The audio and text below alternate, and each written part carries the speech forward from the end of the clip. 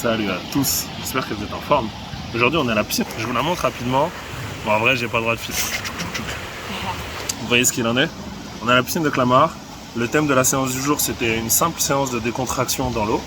J'étais accompagné et ça s'est bien passé, ça s'est super bien passé. J'ai pu lui donner 2-3 conseils. Moi-même en fait le fait de donner des conseils ça me permet de me reconcentrer sur les bases de la nage. Je suis pas, comme je vous l'ai dit, je suis pas excellent nageur, je suis pas nul. Je me débrouille bien, c'est quelque chose que j'arrive à comprendre assez facilement. Même si voilà, ça peut paraître difficile sous plusieurs aspects. Mais en soi, c'était hyper intéressant de se reconcentrer sur les bases, sur les mouvements vraiment hyper basiques. Parce que ça permet de reconstruire correctement un mouvement technique. Et comme vous le savez, quand on est sur un sport d'endurance, le problème c'est que la technicité disparaît avec la fatigue de par la longueur de la distance qu'on doit parcourir. Et là, le but c'est de s'habituer à ça petit à petit. Donc thème du jour, je crois qu'au total j'ai parcouru 1300 ou 1400 mètres. Mais dans un travail technique spécifique, donc très bonne séance de travail. Je vous souhaite un bon week-end, aujourd'hui c'est le match de l'équipe de France. J'espère que vous regardez ça en famille. En tout cas, passez un excellent week-end et demain, début de la semaine. Salut à tous. Pam, pam, pam. Wow. Pam, pam, pam, pam, pam.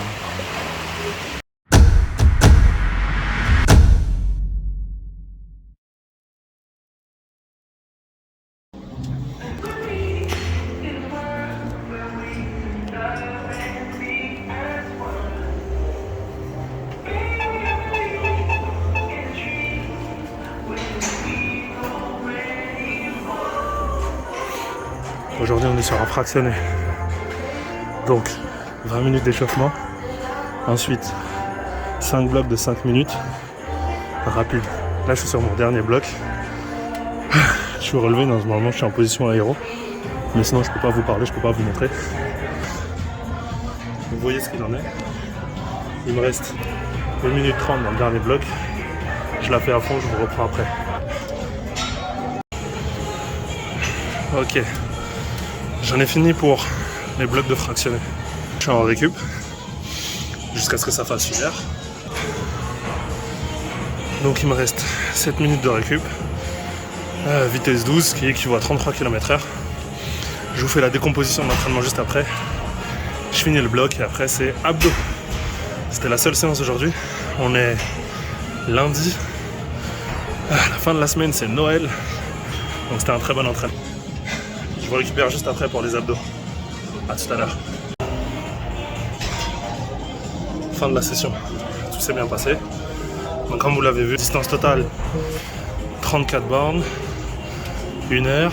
Forcément avec le fractionné, vu qu'il y a où on va plus vite, ça fait accélérer la distance totale parcourue. Donc très bonne séance de travail. Aujourd'hui c'est pas un brick, ça veut dire j'ai que ça à faire. Et derrière c'est des abdos. Les abdos à fond. Je vous reprends tout de suite. Pour terminer la séance du jour, on a un bloc d'abdos à faire, 5 tours, 20 répétitions par abdos. Et les abdos, c'est crunch, oblique à droite, oblique à gauche, et relevé de jambes ou jambes tendues, jambes fléchies, jambes tendues. Je vous le montre une fois, comme ça vous voyez ce qu'il en est. Et c'est un bloc d'abdos que je rajoute après à peu près chaque séance. Il y a des fois où je varie, je fais pas que celui-ci, mais aujourd'hui c'est celui-ci. Je vous le montre.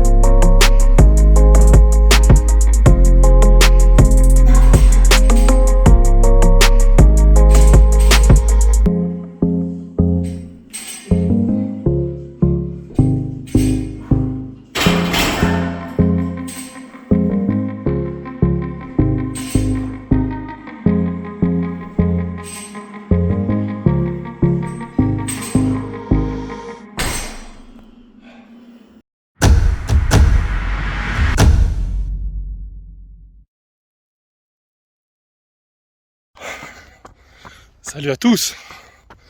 On est lundi 27, si je dis pas de bêtises. Ou alors peut-être que je me trompe. On est lundi 26. Bref. Ouais, je crois qu'on est lundi 26 et hier c'était dimanche 25. Donc lundi 26, je suis en famille pour les fêtes.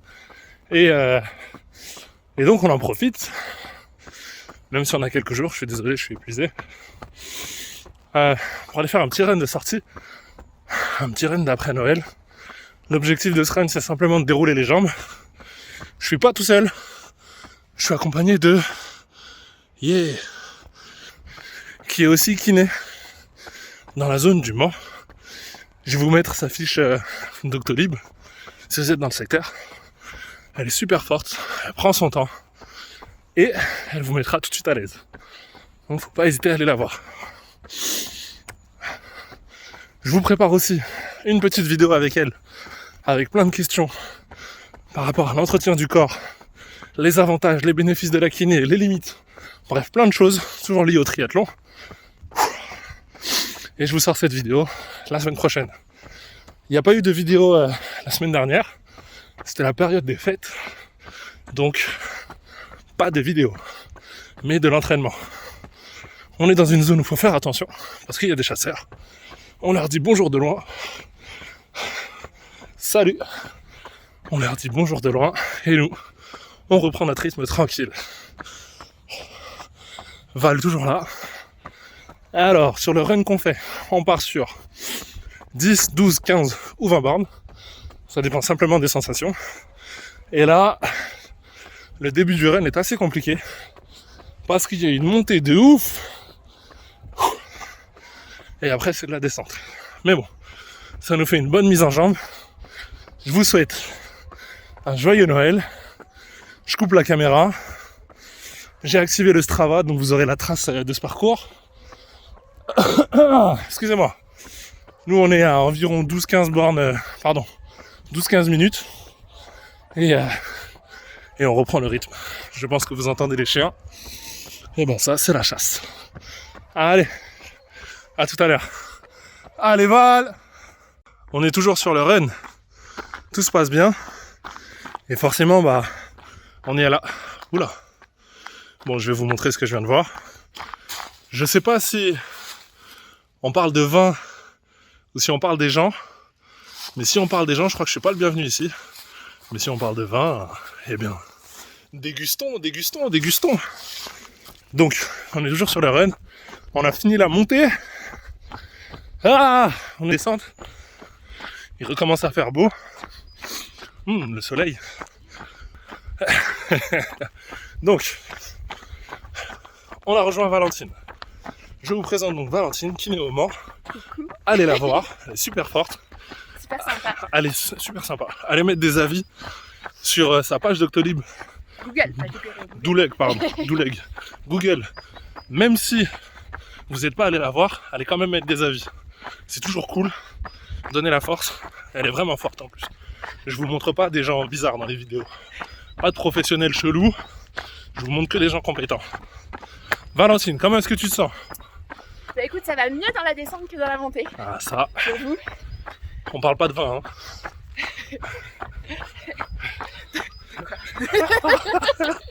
Mais faut suivre, voyons. On profite de l'éclairage lumineux habituel. Je suis désolé, ça tremble un peu. J'essaie de me stabiliser au maximum. On va se mettre dans l'autre sens de cam. Nous ne nous verrons pas. C'est pas grave. On n'aura pas de retour d'image. Alors que là, on est vraiment au top de notre beauté, quoi. Moi, je crois que je suis au max, là. Comment tu te sens? Bah écoute, toujours bien. Ouais, Ouais, j'aimerais que ça Facile. descende tout le temps. ouais, mais Mais bon. bon, c'est pas le plus simple quand même, la descente. Il Ouais. faudrait que ce soit tout le temps plat, en fait. Pourquoi la descente compliquée sur les runs? Bah tu mets de la contrainte sur tes genoux, hein, pas C'est mal. quoi le piège? Les genoux. C'est quoi le piège? Question piège.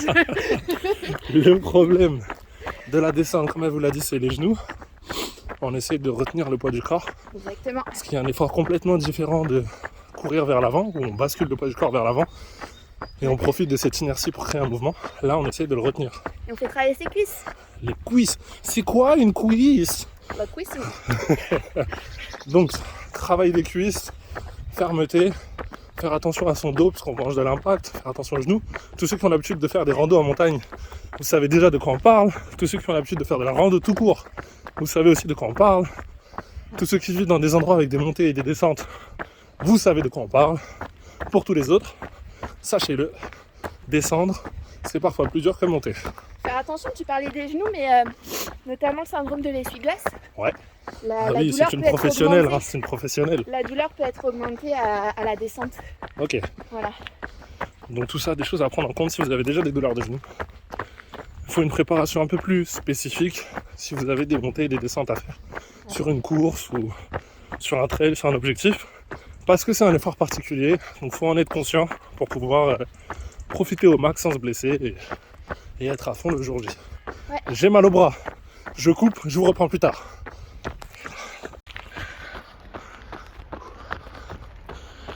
Nous sommes dans un décor magistral. J'arrive, ok. Je vous ai pris de la main gauche parce que dans toute mon organisation pour descendre, j'ai oublié mon stabilisateur. Donc je vous tiens à la main. Donc on va parler une petite minute et après le téléphone commence à se faire lourd. Stabilisation activée. On est à 1h14, 10 km parcourus. Avec beaucoup de montées. Précis. C'est important de le préciser. Vous aurez le détail sur le Strava. On a eu beaucoup de montées au début. On a eu 2 grosses montées, donc forcément ça nous fait énormément ralentir. Et on est aussi dans une optique de récupération. Comme vous l'avez, On a la dinde dans le ventre. on digère. On a mangé chez mamie, tout ça. Toujours. Vous savez très bien que les repas chez la grand-mère, c'est toujours un truc de ouf. Alors, ok. On voulait vous parler d'un petit sujet. Une question qu'on se posait. Le thème c'est entraînement à 2 ou entraînement seul. Ouais. Comment vous vous sentez? Qu'est-ce que ça vous procure? Et on se faisait la réflexion. Et Valentine, qui naît au Mans, à l'Émet 5 étoiles, avait un avis particulier. Donc Valentine, entraînement à 2. Ouais, Qu'est-ce que non. tu sens de différent par rapport à l'entraînement seul? Alors moi je faisais la réflexion à Gilberto que effectivement s'entraîner à 2 c'est différent de s'entraîner seul. C'est bien. Et Action! action. Donc du coup s'entraîner à 2 c'est différent de s'entraîner seul parce que bah là par exemple je me suis motivée mais je sais très bien que Gilberto il a une condition physique qui est quand même supérieure à la mienne. Incroyable. Donc là on va dire que sur ce run pour Gilberto c'est un petit peu plus facile que ce qu'il a l'habitude de faire. Et pour moi on va dire que je m'adapte. Mais globalement c'est plutôt Gilberto qui va s'adapter à mon rythme. Et quand tu t'entraînes à 2, c'est hyper important que tu ne cherches pas à suivre vraiment l'autre. Que tu saches vraiment écouter ton corps, savoir reconnaître tes limites, dire quand c'est trop. Parce que si tu pousses et que tu veux faire comme l'autre, mais que tu as une condition physique supérieure, c'est là que tu risques de te blesser. Donc faut y faire super attention. Entièrement d'accord. C'est plus facile de s'adapter au rythme du plus lent que de pousser vers le rythme du plus rapide. Après, n'oubliez pas, comme je vous l'ai dit, moi dans mon objectif personnel, il y a un objectif à long terme, une découverte d'un sport nouveau. Moi je sors du basket à haut niveau, donc qui est un sport d'intensité. Qui est un sport d'intensité dans lequel on ne va pas doucement. Et là, la découverte du marathon, c'est apprendre à aller doucement, vite. C'est une notion hyper particulière. Donc même dans vos entraînements, ça va être très différent. De là d'où je viens, il y a très peu d'entraînements qui se font lentement. Il y a des sessions de shooting, mais même ça demande de l'intensité. Alors que là, dans la course à pied, le vélo, le sport d'endurance, vous avez des sessions où vous allez être à 50% de votre force. C'est-à-dire à la fin de la session, vous serez vraiment super frais, mais il ne faut pas en faire plus. Parce qu'il y a les moments où vous allez devoir tirer fort, et dans ces moments-là, il va falloir avoir un maximum de disponibilité. Moi je serais pas super fraîche là. Donc les rythmes lents, il faut savoir les tenir lents. Il faut qu'ils soient lents. Et ça peut paraître un peu frustrant au début, mais quand vous l'acceptez dans votre esprit, après vous faites la bascule. Donc pour l'entraînement à 2, Enfin, c'est quand même le plaisir de courir avec moi. Ça, Quelque chose, quoi. en gros, si je me blesse, bim, elle me soigne direct.